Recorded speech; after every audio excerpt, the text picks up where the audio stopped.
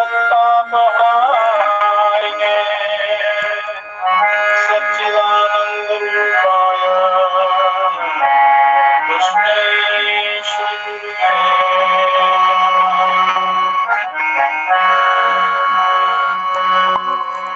नमोस्तु गुरुवे तस्मै कृष्णदेवस्वरूपिणे यस्य वागामृतं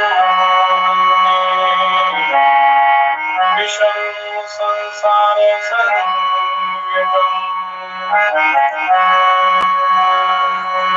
नित्यशुद्धं निराभासं निराकारनिरञ्जनं नित्यानन्दं सच्चिदानन्दं गुरुं नमः।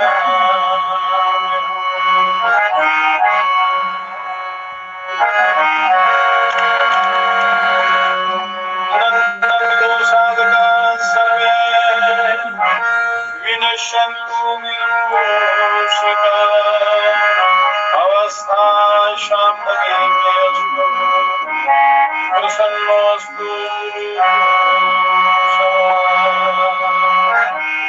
प्रणम्याय श्रीसान्देवं गौरीपुत्रं विनायकम् भक्तावासेश्वरे नित्यं आयुक्तामार्थसिद्धये। ॐ गजवदनं गणेशं त्वं देवो विष्णुमूर्ते हरसि सकलविघ्नानां विघ्नराज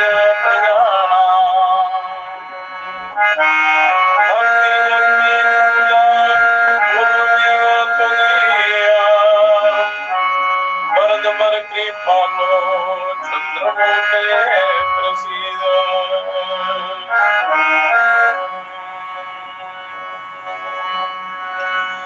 सपाद सकल विघ्नायान्ति दूरे दयालो तव शुचि रुचिरं स्थानानि संकीर्तनं चेत् अत इह मनुयास्त्वं सर्वकार्येष्वरन्ति वरद वर कृपालो चंद्रमौले प्रसीद।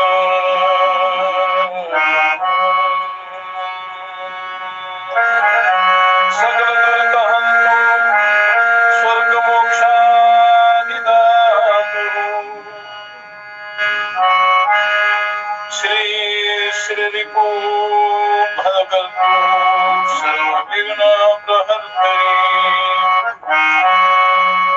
तब भवते कृपालो शेष संपत्ति लाभो वरद वर कृपालो चंद्रमौले प्रसीद। तव गणगुणाना वर्णने नेम शक्ता जग्गे सबल वंद्या शारदा सर्वकाले तदितरमनु जानाता तथा भाल दृष्टि वरद वर कृपालो चंद्रमौले प्रसीद।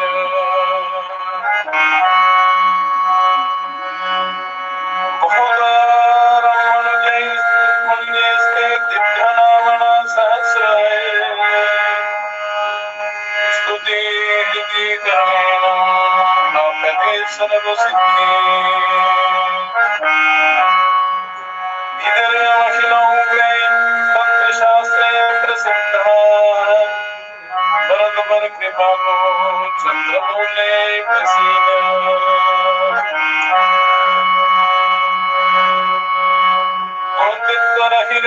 नास्ते सच्चिदानंद मूर्ते इति निगदति शास्त्रं विश्वरूपं त्रिनेत्रं त्वमसि हरिरथं शंकरस्त्वं विधाता वरद वर कृपालो चंद्रमौले प्रसीद। सकल सुखदमाया त्वदीया प्रसिद्धा शशधर सुनो त्वं तथा क्रीडसिंह नटैव बहुवेषं सर्वदा पर कृपालो चंद्रमौले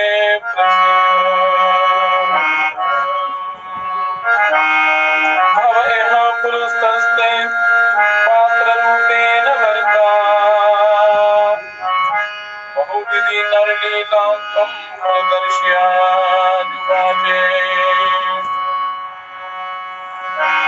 सपदित समुद्रानमः समुद्धारयस्व वरदवर कृपालो चन्द्रमौले प्रसीद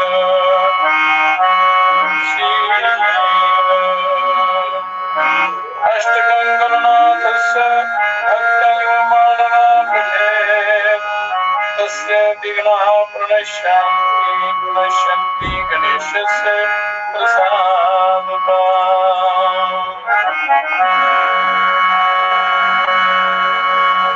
ॐ जयन्ती मंगला काली भद्रकाली कपालिनी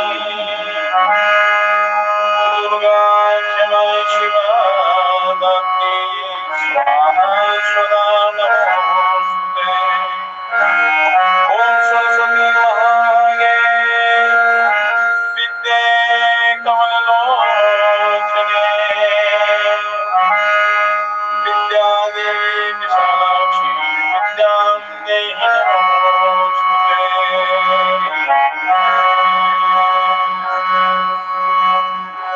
सर्वदा विनिर्मुक्त धनधान्य सुतान्विता मनुष्योपत्प्रसादेन भविष्यति न संशयः। विद्यामणिनाथ लेखालिङ्गकमण्डला भवानी संतापं निर्वापं सुधाननी।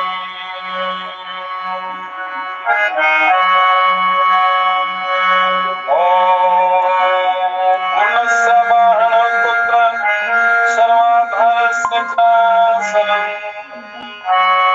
स्वस्य पात्मार्गं च शुद्ध्या सात्मनं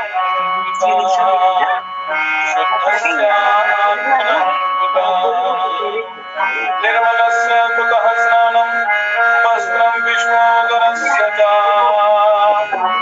निरानन्दस्योपवीतं निर्वासनस्य च निर्लेपस्य कुतोदन्तो रम्यस्य भरणं कुतः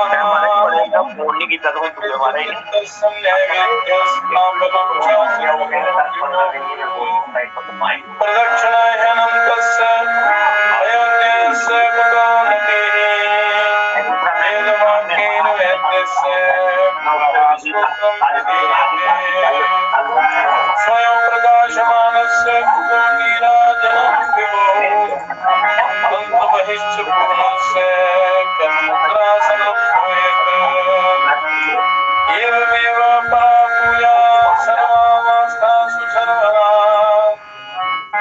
एकबुद्धा तु देवेश विधेया ब्रह्मविद्महे। ॐ पूर्णमदः पूर्णमिदं पूर्णात् पूर्णमुदच्यते पूर्णस्य पूर्णमादाय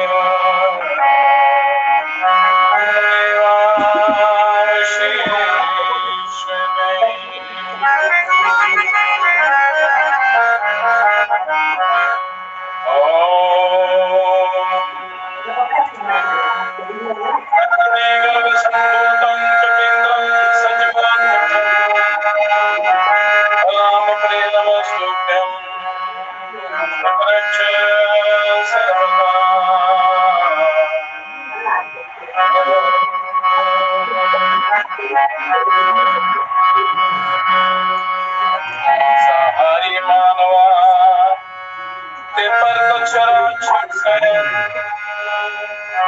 ताकि संत की मत करो पढ़त ताकि संत की मत करो पढ़त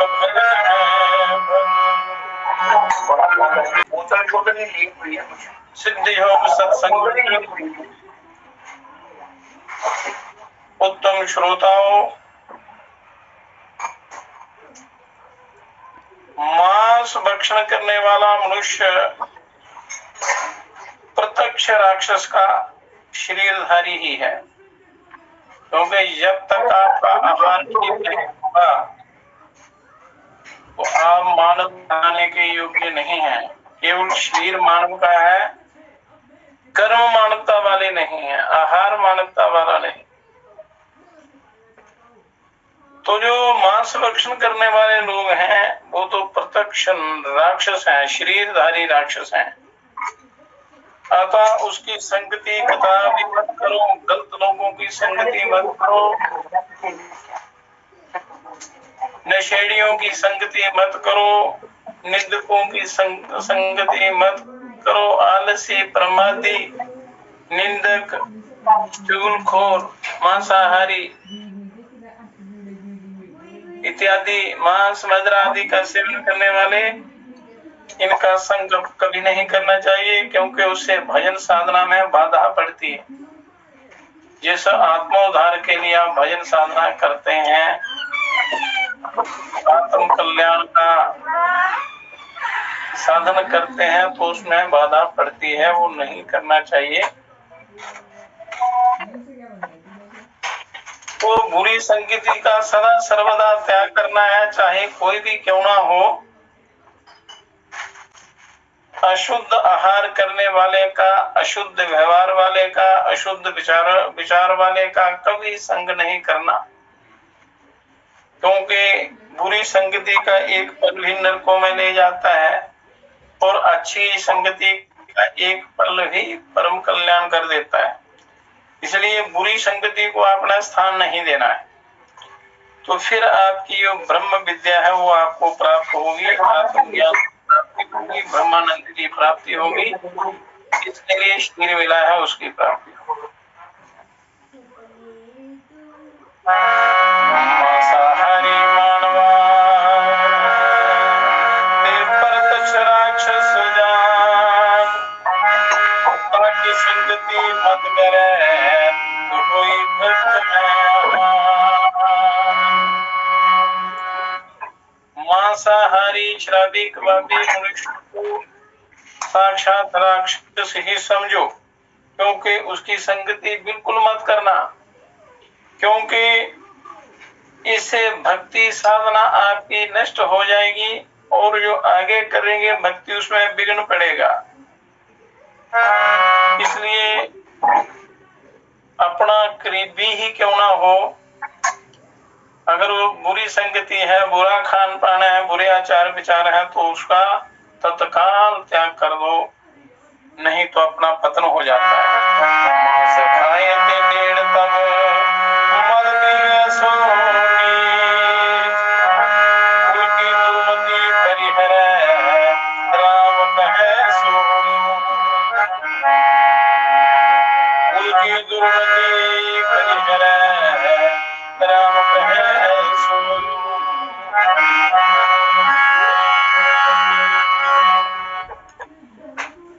मांसाहारी, मांस खाने वाले सभी मूढ़ और अशुद्ध हैं, उनका भूल कर भी संग नहीं करना।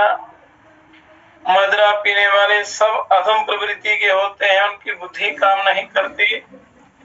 कुल परंपरा में प्रचलित कुबुद्धि मांस मदिरा के खान पान से कुमति का परित्याग कर जो अंतर्यामी परमात्मा राम का स्मरण करता है, ईश्वर का चिंतन करता है, बुराइयों को छोड़कर उस ईश्वर की तरफ करता है, वही श्रेष्ठ है, उसी का कल्याण होता है और वही उसी का अनुसरण करना चाहिए, सत्य का अनुसरण करना चाहिए, तभी ये इतना पवित्र अमूल्य जीवन आपका सफल होगा। कहते हैं मांस मछलियां खाता है पिछड़ा पान में, तेल नर जड़ से जाएंगे जो राखे, तेल नर जड़ से जाएंगे जो राखे। जो मांस मछलियां खाते हैं, मदिरा पीते हैं, मदिरा से या नशों से लगाव करते हैं, ऐसे नराधम मूढ़ी के खेत के समान जड़ से नष्ट हो जाएंगे। एक दिन ऐसा आएगा, वो दिन आ रहे हैं, आगे हैं। कि मनुष्य ने धर्म कर्म जप तप पूजा पाठ मान मर्यादा सबका त्याग कर दिया है और हर प्रकार से आदि देव का आध्यात्मिक आदि भौतिक तीनों प्रकार के तापों से महाभयंकर संतप्त हो रहा है, महामारियों से दुख भोग रहा है। ये सब कर्मों का फल है। तो इसलिए जो मांस मछली इत्यादि खाते हैं, बुरे कर्म करते हैं, तो उनका पतन हो जाता है। इसलिए मनुष्य को इन सब का त्याग कर देना चाहिए, तभी आपकी साधना आगे चलेगी, तभी ब्रह्म विद्या का फल मिलेगा। जब तक आप इनका अनुसरण नहीं करेंगे तब तक कल्याण नहीं होता, क्योंकि जो शास्त्रों का गलत अर्थ निकालते हैं, उल्टा अर्थ निकालते हैं, तो साधना वगैरह छोड़कर खाली खोखले ब्रह्म ज्ञानी बनकर बैठ जाते हैं और कर्म सुधारते नहीं, तो फिर उनका महापतन हो जाता है। इसलिए सही रास्ते पर चलना है। सत्य सनातन मार्ग जो है, जो शास्त्रों में दिया हुआ है या जो सदा से है, ईश्वर के द्वारा बनाया हुआ जो मार्ग है, उसका अनुसरण करने से ही कल्याण होता है। उसी को करना चाहिए, अन्यथा पतन होता है। मदिरा पीरते धन के श्वासों युवा खेली चोरी करे अंत समूला जाए, जुआ खेले चोरी करे अंत समूला जाए।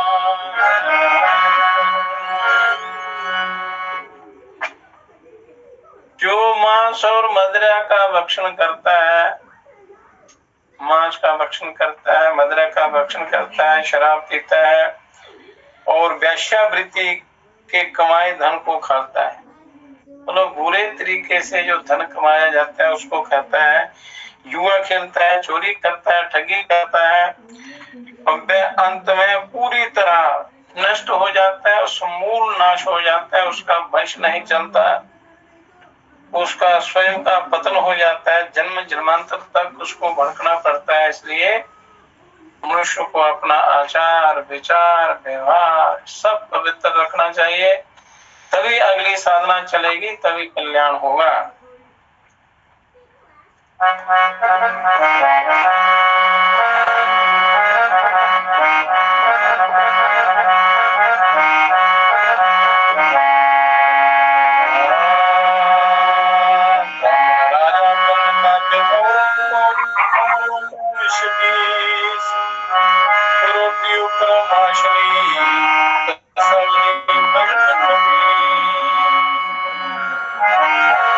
शास्त्रों का पहला सिद्धांत है कि मनुष्य का आहार ठीक होना चाहिए।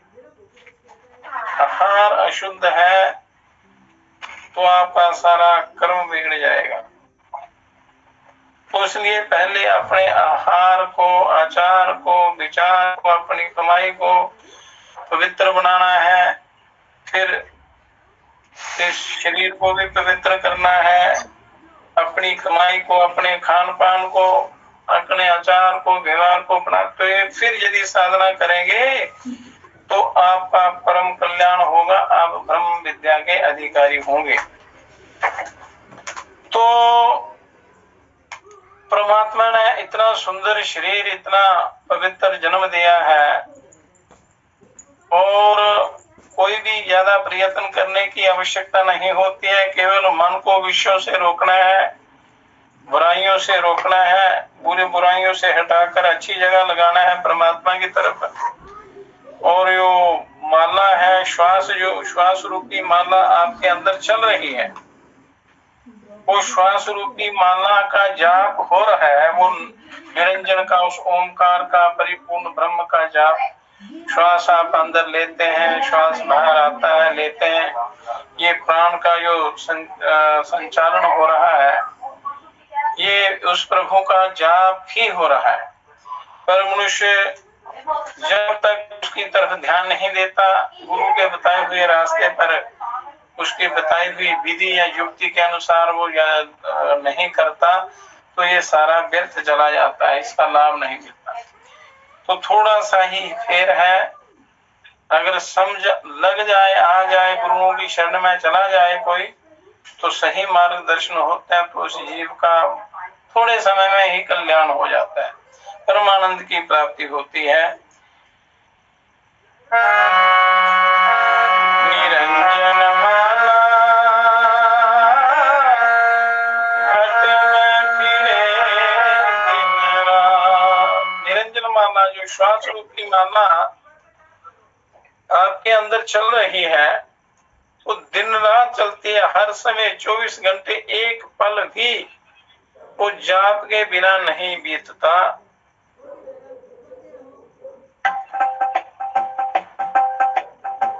हर समय वो जाप होता रहता है। तो इसलिए मनुष्य को उसकी तरफ ध्यान देकर अपना उद्धार करना है, अपना कल्याण करना है। निरंजन माला घट में फिरे दिन रात, निरंजन माला घट में फिरे दिन रात। ऊपर आवे नीचे जाए, श्वास श्वास चल जाता। ऊपर आवे नीचे जावे, श्वास श्वास चल जाता। संसारी नर समझे नाही, गिरता उम्र के हाथ, निरंजन माला घट में फिरे दिन रात, निरंजन माला घट में फिरे दिन रात। ऊपर आवे नीचे जावे, श्वास श्वास चल जाए। जो श्वास आप भीतर लेते हैं, श्वास बाहर निकालते हैं, ये श्वास प्रश्वास का जो व्यापार चल रहा है, जो इसका संचालन हो रहा है, ये उस ब्रह्म का जाप हो रहा है, निराकार परिपूर्ण ब्रह्म का। तो संसारी नर समझे नहीं, बेथा मोर बिहार। ये बिना समझ के ये श्वास चले जाते हैं, पता नहीं होता। ये सारे श्वास विषय भोगों में, निंदा चुगली में, खाने पीने सोने में हम बर्बाद कर देते हैं। खाली समझ की बात है, थोड़ी समझ लग जाए तो कल्याण हो जाता है, पर अच्छी संगति के बिना वो समझना बड़ा कठिन है। गुरुओं के मार्गदर्शन के बिना बड़ा मुश्किल है। जब गुरु मार्गदर्शन करते हैं, फिर किसी प्रकार की हानि नहीं होती, कोई विघ्न नहीं आता और शीघ्र ही मनुष्य भव सागर से पार हो जाता है, उसका कल्याण हो जाता है। तो क्या मंत्र आप जपते हैं हर समय हर पल, केवल इसकी ओर ध्यान देना है आपको। सोहम मंत्र जपे नित प्राणी, बिन जीवा बिन दात। सोहम मंत्र जपे नित प्राणी, बिन जीवा बिन दात। अष्ट पहर में सोवत जागत, कबू न पल कुर्बात, निरंजन माला फिरे दिन रात, निरंजन माला फिरे दिन रात। सोहम मंत्र जपे नित प्राणी। जो श्वास आप अंदर लेते हैं, सो जब श्वास बाहर आता तो हम जैसे वो सहित प्राणायाम में ओम का जो जाप बताया था, ओ से श्वास अंदर, म से बाहर, इस प्रकार, या आ से अंदर, ऊ से, आ से श्वास भीतर, ऊ से उसको रोकना और मां से उसको बाहर निकाल देना, ओम का जाप और राम या सोहम। तो सोहम मंत्र जब नित प्राणी, जो आपका श्वास चल रहा है, ये जाप हो रहा है, तो बिन जीवा बिन दांत, ना जीवा की हिलाने की जरूरत है ना दांतों, अपने आप श्वासों के द्वारा ही ये जाप हो रहा है, जपा जा। अष्ट पहर में सोवत जागत, कब होना पल करोगा। सो रहे हैं तब भी वो अपने, जागते हैं तब भी चलता है। केवल आपने उस मन को उसके साथ जोड़ना है, तो आपका कल्याण हो जाएगा। निरंजन माला घट में फिरे दिन रात, निरंजन माला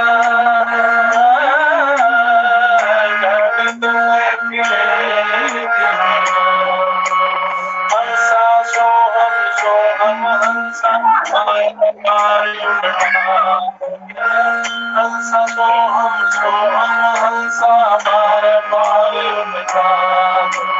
सतगुरु पूरा भेदकता में निश्चल मन ठहरा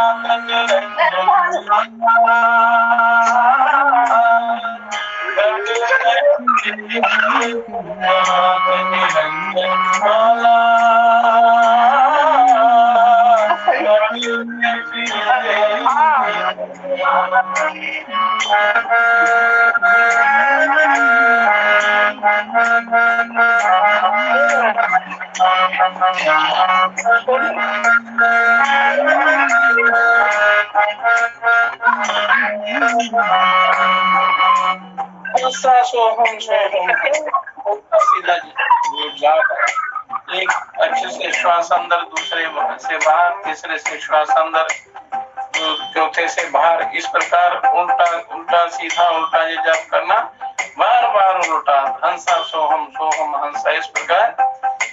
तो इसका भेद सदगुरु बताते हैं। सदगुरु पूरा भेद बता में निश्चल मन ठहरा। सदगुरु ऐसी युक्ति बताते हैं तो ये श्वास लेने की क्रिया जाप करने का ढंग आ जाता है, तो मन चित्त जो है ये काबू में आ जाता है, चित्त स्थिर हो जाता है, और स्थिर चित्त ही परमात्मा की प्राप्ति करा सकता है। उसी को आत्मानुभव होता है, आत्मानंद की प्राप्ति होती है। तो गुरुओं की शरण में जाने से परम कल्याण की प्राप्ति हो जाती है। इसलिए गुरु का कभी त्याग नहीं करना, गुरुओं का संग करना, अच्छी संगति करना, अच्छा व्यवहार रखना, शास्त्रों का स्वाध्याय करना, ये सब कल्याणकारी हैं।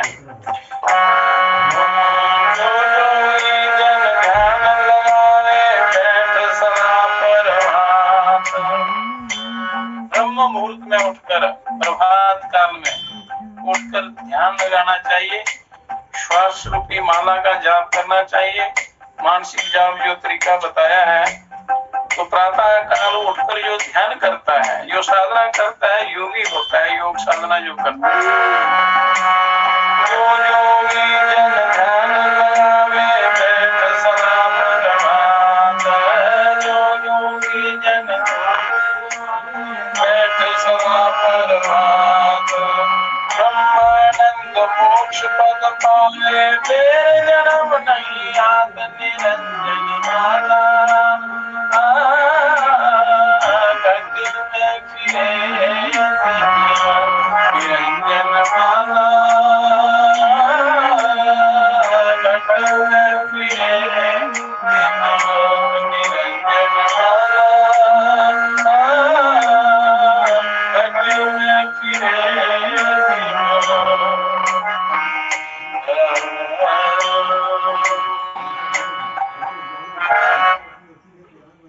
तो इस प्रकार जो इस अपने आप होने वाले, स्वतः होने वाले जाप का जो ध्यान करता है, उसका अनुसरण करता है, उसका अभ्यास करता है, उसका अति शीघ्र परम कल्याण होता है। जन्म जन्मांतर के सारे कष्ट क्लेश मिट जाते हैं, आत्मानंद की अनुभूति होती है।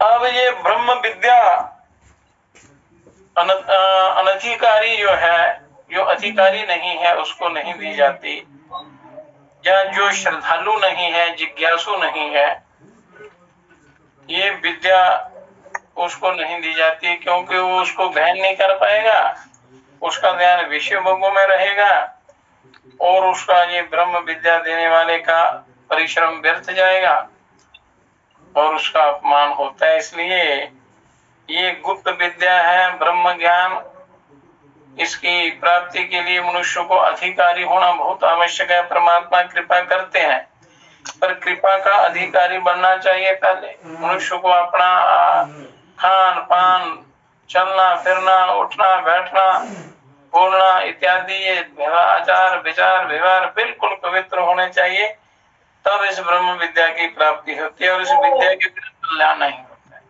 तो कल्याण का जी इसी जो भजन बोला है, ये ब्रह्म ज्ञान देने वाला भजन है, अभ्यास करवाने वाला ये ज्ञान है। केवल इसी का जो जाप करता है, तो उसको किसी भी कोई भी शास्त्र पढ़ने की आवश्यकता नहीं रहती। श्रवण करते रहे, पढ़ते रहे तो अभ्यास अच्छा बना रहता है। पर जब अच्छा अभ्यास हो जाता है, साधना मनुष्य करता है, तो अपने आप अपने अंदर अनुभव होता है। तो उस अनुभव का इतना आनंद प्राप्त होता है, उसका मनुष्य वर्णन नहीं कर सकता। तो बिना किए कुछ भी नहीं मिलता। तो इसलिए कहते हैं आप ब्रह्म विद्या नामक ये ब्रह्म ज्ञान है, इसका वर्णन करते हैं। अद्भुत और श्रेष्ठ कर्म करने वाले विष्णु रूप परम ब्रह्म की कृपा से अटल अग्नि या ज्ञान, ध्रुव अग्नि कहते हैं इसको, अटल अग्नि या अटल ज्ञान के स्वरूप वाली ब्रह्म विद्या का रहस्य बताया जाता है। अब उसका प्रारंभ करते हैं। जो अटल ज्ञान देने वाली है, सदा रहने वाली है, परम कल्याण करने वाली है, उस ब्रह्म विद्या का जो रहस्य है वो बताते हैं। ओमित्येकाक्षरं ब्रह्मं यदुक्तं ब्रह्मवादिभिः शरीरं तस्य वक्ष्यामि स्थानं कालत्रयं तथा। कि जिस प्रकार ब्रह्म को प्रणव के एक अक्षर ओम के रूप में ब्रह्म ज्ञानियों ने कहा है, ब्रह्म को ओमकार, ये ओमकार ही ब्रह्म है। तो ब्रह्म ज्ञानियों ने ओमकार को ही ब्रह्म कहा गया है, एक अक्षर के रूप में। तो उसी प्रकार उस ब्रह्म विद्या के शरीर, स्थान और 3 काल का वर्णन करते हैं।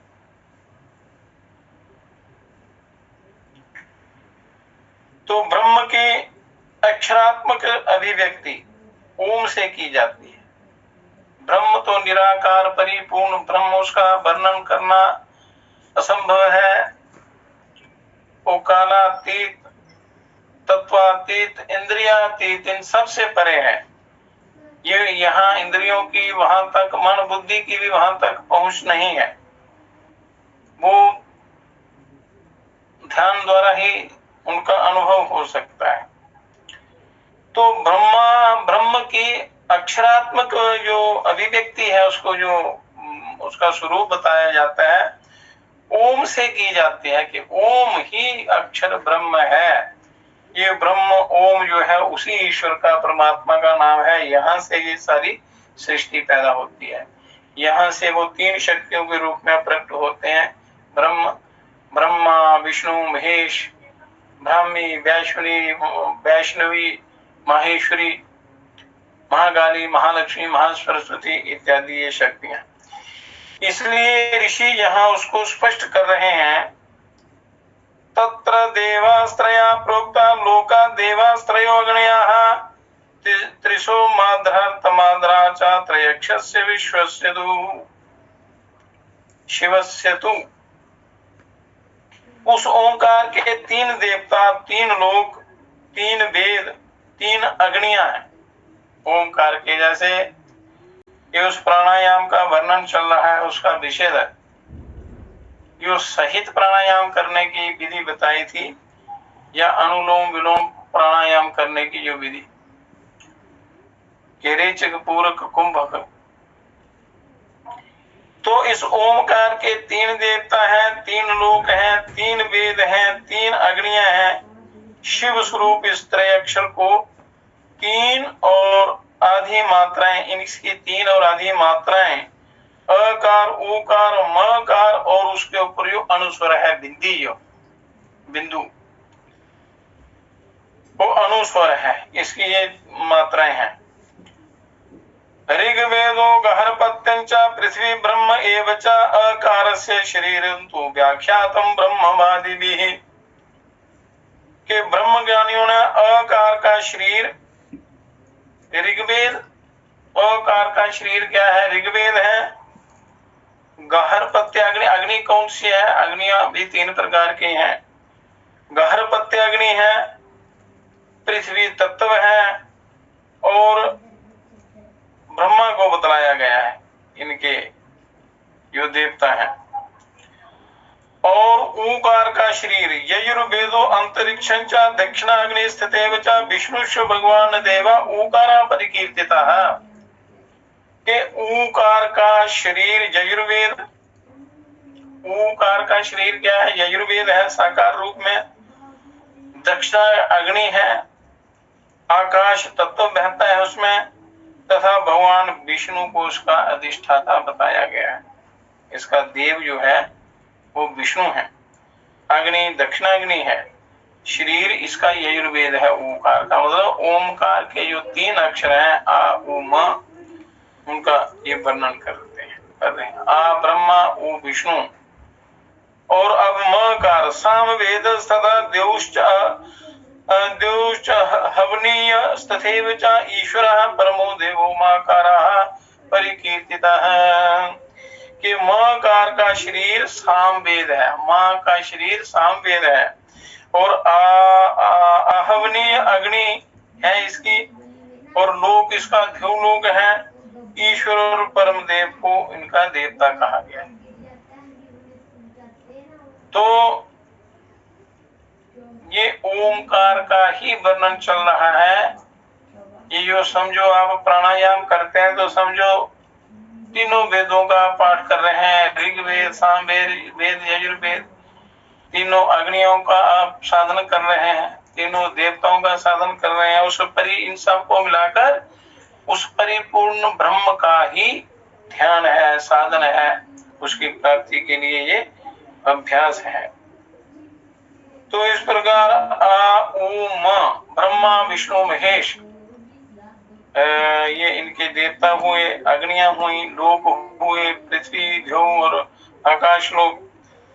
अब सूर्य मंडल मध्य हाकारा शंख मध्य ओंकारश्च चंद्र संकाशस्तस्य मध्ये व्यवस्थिता मकारस्तु अग्नि संकाशो विधूमो विद्युतोपमा त्रिशो मात्रा तथा गेया सोम सूर्य अग्नि रूपिणा। शंख के मध्य भाग की तरह अकार सूर्य मंडल के मध्य में प्रतिष्ठित है। अकार जो है ये अक्षर जो है सूर्य मंडल में प्रतिष्ठित है। चंद्रमा के सदृश ऊकार उसी चंद्रमंडल में स्थित है। ये शरीर के अंदर भी है, ये सूर्य मंडल भी, चंद्रमंडल भी, और ये यहाँ ब्रह्मांड में भी सूर्य मंडल चंद्रमंडल सामने दिखाई देते हैं। और निर्धूम धूम रहित अग्नि और विद्युत में अग्नि के समान मकार प्रतिष्ठित है। इस तरह ये 3 मात्राओं को सूर्य चंद्र और अग्नि के रूप में जानना चाहिए। मकार जो है वो अग्नि रूप है और विद्युत रूप, अग्नि और विद्युत एक ही चीज है। तो इस तरह से 3 मात्राओं को सूर्य चंद्र और अग्नि के रूप में भी जानना चाहिए। ओमकार जो है ये ब्रह्मा विष्णु महेश का प्रतीक है, महाकाली महालक्ष्मी मां सरस्वती का प्रतीक है, चंद्र सूर्य चंद्र अग्नि का प्रतीक, मां वर्तमान भूत भविष्य का ये प्रतीक है। इस प्रकार ये ओमकार में ही पूरी सृष्टि समाई हुई है। इसका यदि अच्छे इसका विस्तृत वर्णन अगर श्रवण किया जाए तो सब स्पष्ट हो जाता है कि ओमकार के द्वारा ही ये सृष्टि ओम से ही प्रकट होती है, ओम में लीन हो जाती है। ओम जो है ये ब्रह्म का ही शरीर है, अक्षर ब्रह्म है। शिखा तु दीप संकाशा तस्मिन्नुपरि वर्तते अर्धमात्रा तथा गेया प्रणवस्योपरि स्थिता। जिस तरह से दीपक की शिखा उसकी लो ऊपर की ओर रहती है, जब दीपक जलाते हैं उसकी लो हमेशा ऊपर की ऊर्ध्व गति होती है उसकी। इसी तरह से प्रणव के ऊपर की अर्धमात्रा जो है, अर्ध चंद्र जो है वहां डाला जाता है ओमकार के ऊपर। अनुस्वार जो है उसी को अर्धमात्रा की स्थिति को जानना चाहिए। तो जो दीपक की लौ है ओमकार के ऊपर जो अर्धमात्रा है वो दीपक की लौ के समान है, वो ऊपर को ले जाने वाली है, ब्रह्म के पास ले जाने वाली है। दीप की लौ सदा ऊर्ध्वमुखी होती है, ऊपर को जाती है। अनुस्वर नासिका मूल मस्तिष्क के उच्च भाग में गुंजरित होता है, तालु मूल से। नाक और नासिका से उसका उच्चारण नासिका मूल से और तालु मूल से होता है। इस प्रकार मात्रा के कारण आ उ मा का संयुक्त स्वर ऊर्ध्वमुख हो जाता है, उठता है। उस मात्रा के साथ ही ओंकार भी ऊपर को उठता है, इसलिए इसे ज्योति के रूप में अनुरूप कहा गया है, ज्योति का रूप कहा गया है। इसलिए ओंकार ब्रह्म की तरफ ले जाने वाला है, साक्षात ब्रह्म ही है। पद्म सूत्र निभा सूक्ष्म शिखा सा दृश्यते परा सा नाड़ी सूर्य संकाशा सूर्य विद्वा तथा परा जी सप्ति सहस्राणि नाड़ी विद्वा च मूर्धनि वरदा सर्वभूतानां सर्वव्यापेव तिष्ठति। वह शिखा, शिखा के दीपक की जो लौ ऊपर को जलती है, वो शिखा पद्म सूत्र के समान दृष्टिगोचर होती है और सूर्य के समान वह नाड़ी सूर्य का भेदन करके तथा 72,000 नाड़ियां हैं मनुष्य के शरीर के अंदर, तथा 72,000 नाड़ियों का भेदन करके मूर्धा में प्रतिष्ठित होने वाली, सभी प्राणियों को वरदान करने वाली और वरदान प्रदान करने वाली, सबका कल्याण करने वाली और सबको व्याप्त करके स्थित रहने वाली है। और कांस्य, कांस्य घंटा निनादस्तु यथा लीयते शांते ओंकारास्तु तथा योज्या शांते सर्वमिच्छता। तांबा तथा टीन से मिलकर बना कांस्य होता है, मतलब तांबा और टीन को मिलाकर कांस्य पात्र बनता है, कांस्य धातु निर्मित होती है। तो उससे बना घंटे का शब्द जिस प्रकार शांति प्रदान करता हुआ विलीन हो जाता है, जैसे मंदिर में घंटी बजाते हैं तो उसका नाद निकलता है तो धीरे धीरे शांत होता है और लीन हो जाता है, तो शांति प्रदान करता है। मंदिर में अगर यदि आप कोई घंटा नाद करते हैं तो उसका बहुत बड़ा भारी शारीरिक लाभ, मानसिक लाभ, आध्यात्मिक लाभ होता है। बड़ा वैज्ञानिक ढंग से ये रचना की हुई है। मंदिर जाने का जो विधान है ये भी बड़ा परम कल्याणकारी है। जो साधना प्रारंभिक साधक है, प्रारंभिक अवस्था में है, शुरुआती साधक जो है, तो ये मंदिरों में जाने से भी उसको अध्यात्म की प्राप्ति होती है। वो बड़े वैज्ञानिक ढंग से उनकी रचना होती है, शंखनाद होता है, उससे भी बड़ा शारीरिक लाभ, आध्यात्मिक लाभ होता है। ये कीटाणु विषाणु उससे शंखनाद से दूर हो जाते हैं, घंटे के नाद से भी कई बीमारियां दूर होती हैं। और यो मंदिर ऊपर से नोकीला पिरामिड टाइप जो होता है उससे भी ऊपर पॉजिटिव एनर्जी, जो अच्छी शक्तियां, ऊर्जा उसके अंदर प्रवेश करती है और यह मनुष्य नमस्कार करता है तो योग आसन हो जाते हैं, उसका योग का भी लाभ मिलता है। जो मन से साधना, ध्यान साधना या तप नहीं कर सकता है तो इसी बहाने उसकी सब क्रियाएं हो जाती हैं। और धूप बत्ती इत्यादि इनसे भी बड़ा लाभ मिलता है। और इस प्रकार ये एक महायोग है। मंदिरों में जाना भी, घंटा, शंखनाद, घड़ियाल, मृदंग इत्यादि बजाना, आरती करना, ये सब हमारे स्वास्थ्य से जुड़े हुए हैं और कल्याणकारी हैं। आध्यात्मिक ज्ञान भी मिलता है और सामाजिक सांसारिक भी व्यवस्था अच्छे ढंग से चलती है। और जब हवन करते हैं तो हवन से वातावरण शुद्ध होता है, यज्ञ हवन भी बहुत आवश्यक होता है। तो फिर साधक को उसकी साधना बड़ी जल्दी उसकी साधना सफल होती है।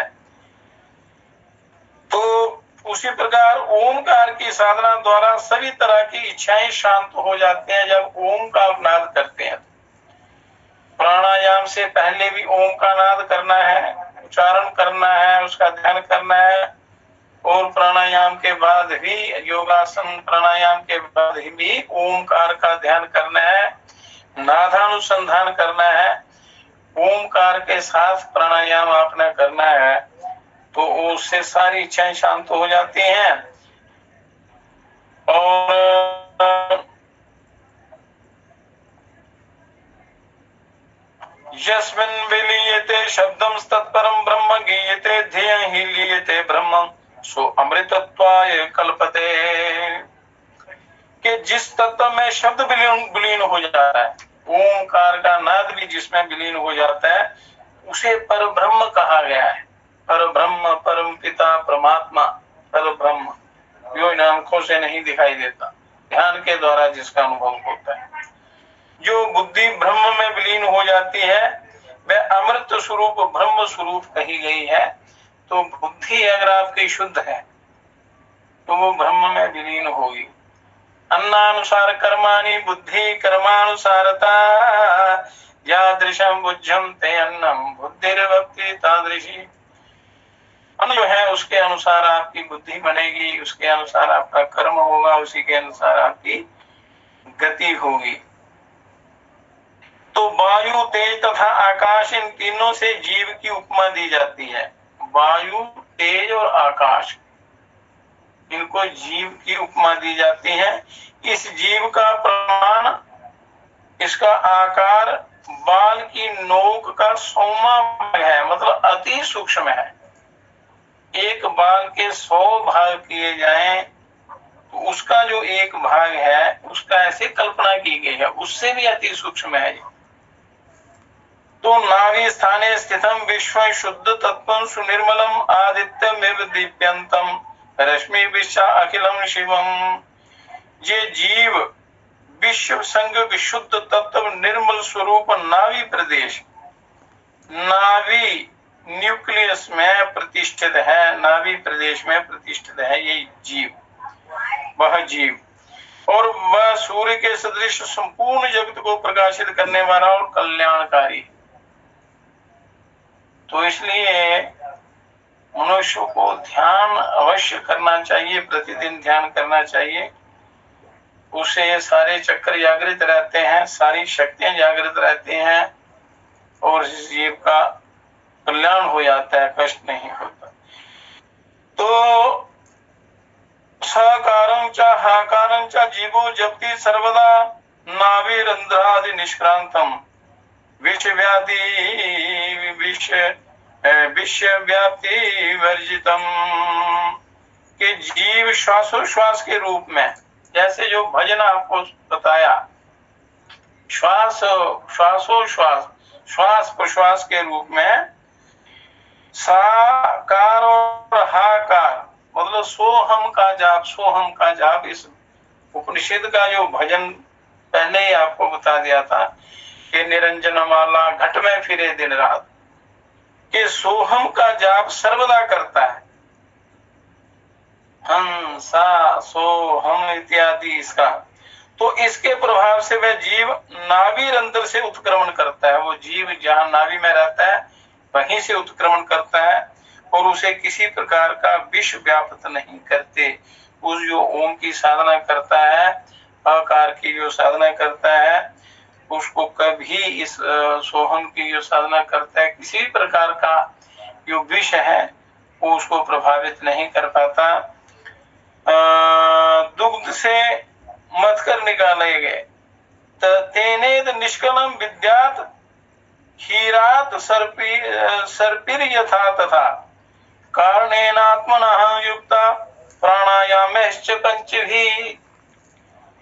के दुग्ध से घृत की भांति मथ कर जो घी निकाला जाता है, दूध से प्रयत्न करके अभ्यास करके निकाला जाता है।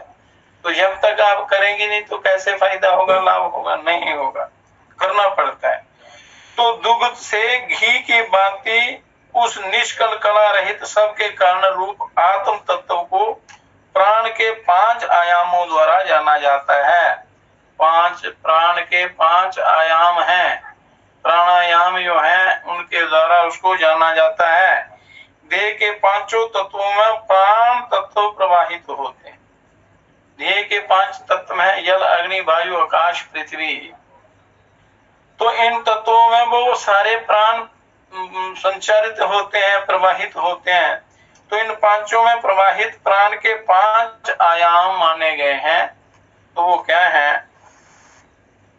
चतुष्कला समायुक्तो भ्राम्यते च हृदि स्थिता गोलकस्तु यथा देहे क्षीरदंडेन वाहता।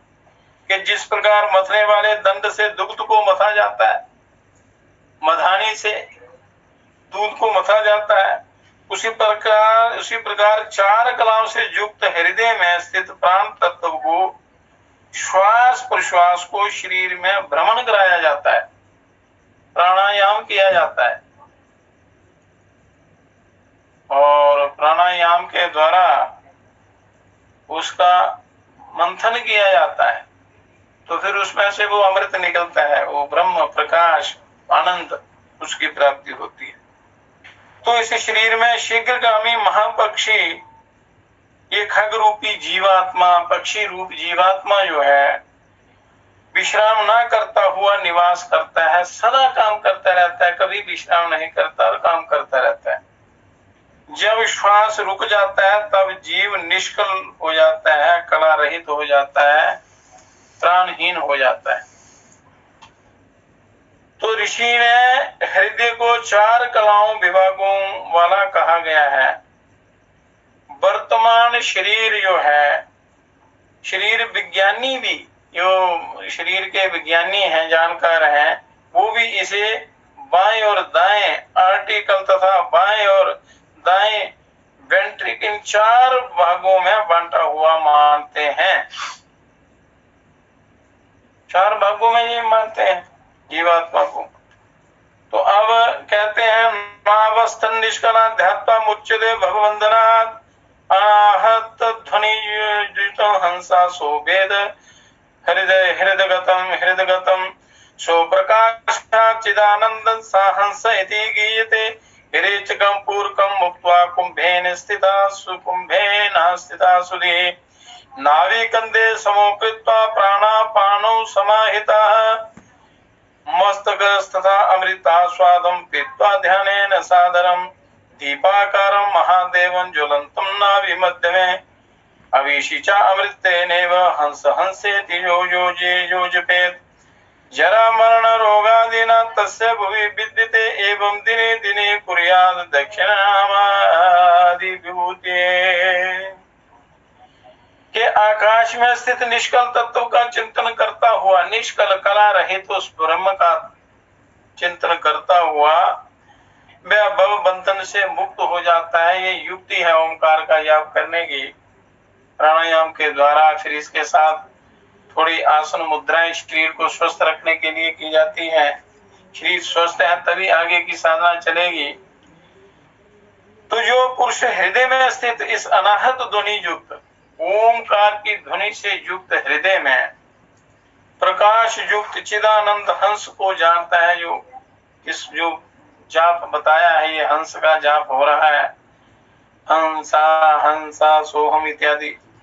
तो जब हंस कहा जाता है, जो ज्ञानी पुरुष रेचक और पूर्व को त्याग करके कुंभक में स्थित होकर, मतलब अभ्यास करते करते करते रेचक पूर्वक शांत हो जाते हैं, कुंभक सिद्ध हो जाता है, प्राण और अपान को एक करके मस्तक में प्रतिष्ठित अमृत को ध्यान पूर्वक आदर सहित पीता है, वो अमृत को पीने की कला आ जाती है उससे, प्राण को ऊपर चढ़ाकर। तो अमृत संचारित होता है, मिलता है पीने को। तथा जो नाभि के मध्य में दीपक की तरह सूर्य प्रकाशित सुप्रकाशित महादेव पर अमृत का सिंचन करता हुआ हंस हंस का जाप करता है, उसे पृथ्वी पर निवास करते हुए जरा मरण रोग आदि विकार नहीं होते, जो सही ढंग से जाप करता है। पर ये गुरु गम्य है, गुरुओं से इसकी विधि सीखकर और सही ढंग में इसका जो तरीका है इसका वो सीखकर साधना करने से वो परमानंद की अनुभूति होती है। मरण रोग आदि विकार नहीं होते तथा वह अनमादि सिद्धियों विभूतियों का अधिकारी हो जाता है। सोहम का उल्टने पर हंसा बनता है। तो हंस उस प्राण रूप जीव को कहा गया है प्राण रूप जीवात्मा को हंस कहा गया है और मैं हंस इस परमात्म तत्व को लक्ष्य करके सो मैं वही हूँ ये भाव करता है।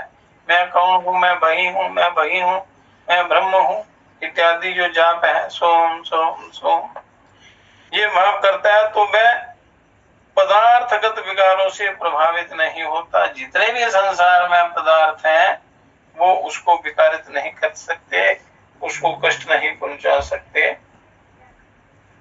इसलिए मनुष्य को इतना समय मिला है, इतना सुंदर चलता फिरता हुआ ये साक्षात ये मंदिर मिला है, देवस्थान मिला है, ये योगालय है, हिमालय है, ये दिव्य गुफा है। यहाँ बैठकर आप परमानंद की प्राप्ति कर सकते हैं इस शरीर के द्वारा। तो इस शरीर की रक्षा करते हुए आपने ब्रह्म की प्राप्ति करनी है। तो जो ज्ञानी पुरुष सदा ही इस ब्रह्म के अभ्यास में लगा रहता है उसे ईश्वरत्व की प्राप्ति होती है। अनेक पुरुष इसी एक ही पद के द्वारा नित्य पद को प्राप्त कर चुके हैं, इस ब्रह्म को प्राप्त कर चुके हैं। इसी विधि द्वारा, इसी युक्ति द्वारा वो ईश्वर को प्राप्त कर चुके हैं। तो आपने क्या करना है कि जो युक्ति बताई है आपको तो इसका अच्छी प्रकार रहस्य समझकर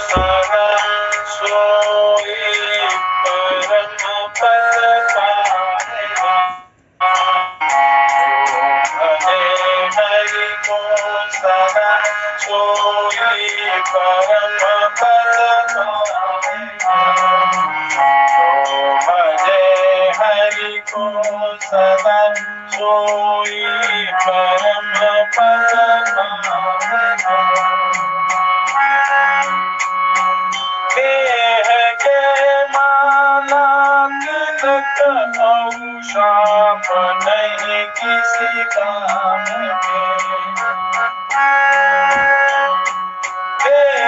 के माना तिलक अभिशाप नहीं किसी काम के।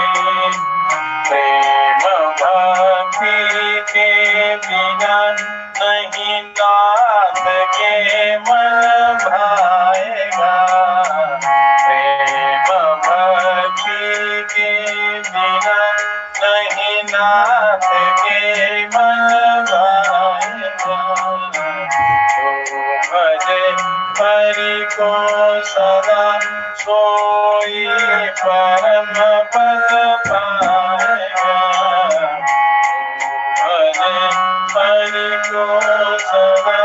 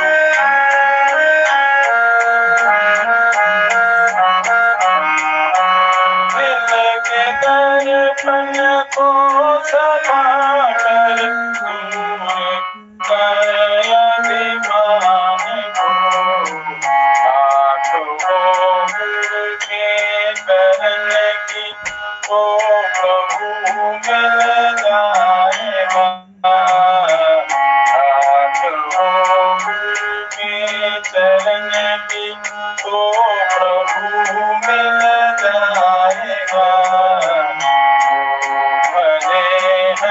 को सदन सोई परम पद पाया। भजे हरि को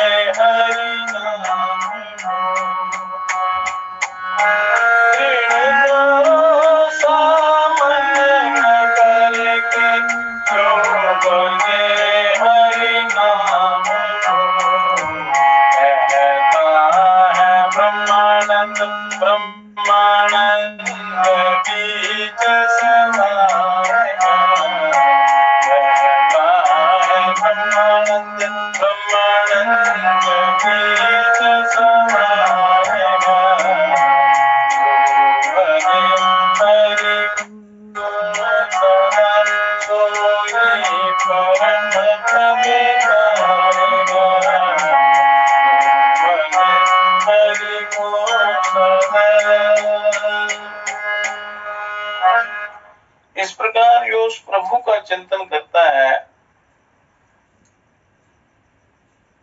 तो उसको परम पद की प्राप्ति होती है, ये जीवन सुधर जाता है, आत्मानंद की अनुभूति होती है। तो मनुष्य को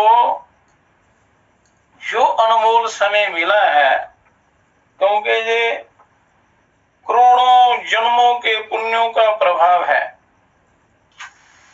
तो उसको व्यर्थ नहीं जाने देना है। तो जैसे कि साधना करते करते, अभ्यास करते करते मनुष्य को उस परमहंस की परम पद की प्राप्ति करनी है। कई लोग प्राप्त हो चुके हैं, आपके लिए भी बना बनाया रास्ता पर चलना आपने है।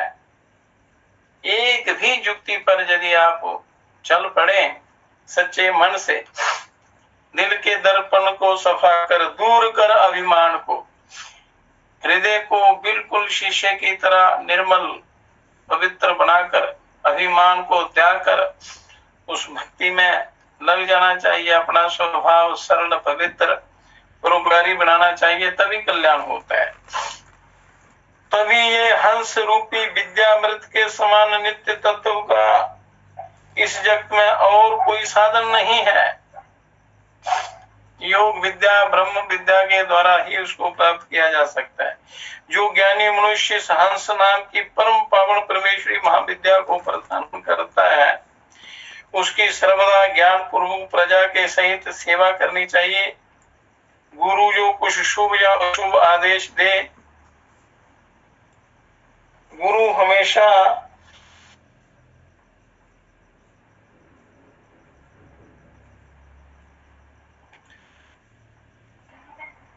गुरु हमेशा सही ज्ञान ही देते हैं।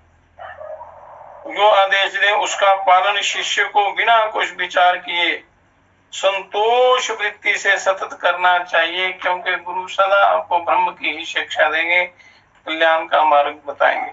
तो इस हंस विद्या को गुरु से प्राप्त करके मनुष्य सदा ही गुरु की सेवा करे, गुरु की शरण में जाए, उनकी आज्ञा का पालन करे। बिना गुरुओं के ज्ञान नहीं होता, तो इसलिए वहां जाकर उनसे विद्या प्राप्त करके अपना उद्धार करे। तो गुरु की सहायता से आत्मा द्वारा आत्मा का साक्षात्कार करके, बिना गुरुओं की सहायता से आत्मा का साक्षात्कार नहीं होता, तथा ब्रह्म को निश्चय पूर्वक बुद्धि द्वारा जान करके वर्ण आश्रम जाति आदि के संबंध और वेद तथा शास्त्रों की बातों को निसंकोच भाव से त्याग कर गुरु की ही सदा सेवा शुश्रूषा करे, क्योंकि भैया आपको सही रास्ता बताएंगे और इसी से मनुष्य का सच्चा कल्याण होता है। गुरुरेव हरिः साक्षात् इत्यब्रवीच्छ्रुति कि गुरु ही स्वयं साक्षात हरि है, कोई और अन्य नहीं, ऐसा ही श्रुति कहती है। श्रुति का कथन है, शास्त्रों का कथन है, वेदों का कथन है। गुरु अखंडानंद बोधाय शिष्य संताप हारिणे सच्चिदानंद रूपाय तस्मै श्री गुरुवे नमः। अखंडानंद बोधाय, अखंडानंद की जो प्राप्ति कराएं, ज्ञान कराएं। शिष्य संताप हारने, शिष्य के समस्त संतापों को जो हरने वाले हैं, हरते हैं। सच्चिदानंद रूपाय, सच्चिदानंद स्वरूप जो परम ब्रह्म स्वरूप सदगुरुदेव हैं, तस्मै श्री गुरुवे नमः। उन गुरुओं को बारंबार नमस्कार है। श्रुत्या यदुक्तम परमार्थमेव तत्संशयो नात्रः तथा समस्तम श्रुत्वा विरोधेन भवेत् प्रमाणम भवेत् नार्थाय बिना प्रमाणम। के श्रुति का कथन संशय रहित परमार्थ रूप ही है, क्योंकि ये ईश्वर के द्वारा बताया हुआ ज्ञान है। श्रुति का विरोध होने पर अन्य और कुछ भी प्रमाण नहीं है। जो जितने भी प्रमाण है सृष्टि के, ये श्रुतियों के द्वारा ही प्राप्त होते हैं। तो जो बिना प्रमाण होगा वह अनर्थकारी हानिकर होता है। इसलिए ये शास्त्रों द्वारा प्रमाणित है ये रास्ता। इससे कई मुक्त हो गए, कईयों की मुक्ति होनी है। जो साधना करेंगे उनकी मुक्ति होगी, उनका कल्याण भी होगा। तो इसलिए मनुष्य को आत्म कल्याण की तरफ अपना ध्यान लगाना चाहिए। फिर अगला सूत्र है श्रद्धा वीर्य स्मृति समाधि प्रज्ञा पूर्वक इष्टित्रेषामम् के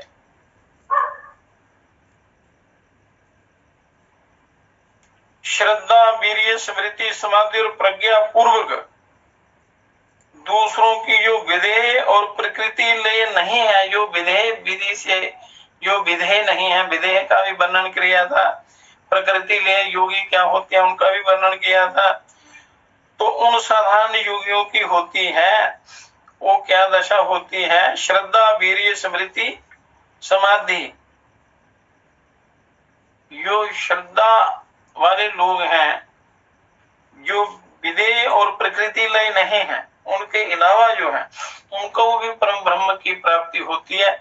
इसका वर्णन आगे करेंगे। मतलब कई तरीके हैं, कई योग हैं, कई युक्तियां हैं आत्मोन्नति की। तो उनको ठीक ढंग से आपने श्रवण करना है, उससे ज्ञान होगा। फिर उसमें से कोई एक आप अपना लें, एक का अभ्यास करें। एक अच्छी प्रकार सध जाने पर बाकी सारी विद्याएं बड़ी जल्दी आ जाती हैं। तो इसलिए आलस से प्रमाद रहित होकर मनुष्यों को साधना की तरफ चलना चाहिए। हे परम पिता, हे विश्व पिता, हे राष्ट्रपिता, हे जगदाधार, हे करुणामय दीन दयालो, पूर्ण गुरु हे अपरंपार, हे महेश गणेश अब शीघ्र कृपा कर हमें दीजिए योग विचार, मानवता के प्रेरक बनकर नाथ करे सुखमय संसार। हे परम पिता हे विश्व पिता, हे राष्ट्र पिता हे जगदाधार, हे राष्ट्र पिता हे जगदाधार। मानवता योग का विकास हो, विश्व में शिव शक्ति का प्रकाश हो। मानवता योग का विकास हो, विश्व में शिव शक्ति का प्रकाश हो। मानवता योग का विकास हो, विश्व में शिव शक्ति का प्रकाश हो। सभी कर्तव्य परायण हो, परस्पर प्रेम हो, सबका कल्याण हो। सत्य सनातन धर्म की जय हो। ओम हर हर हरि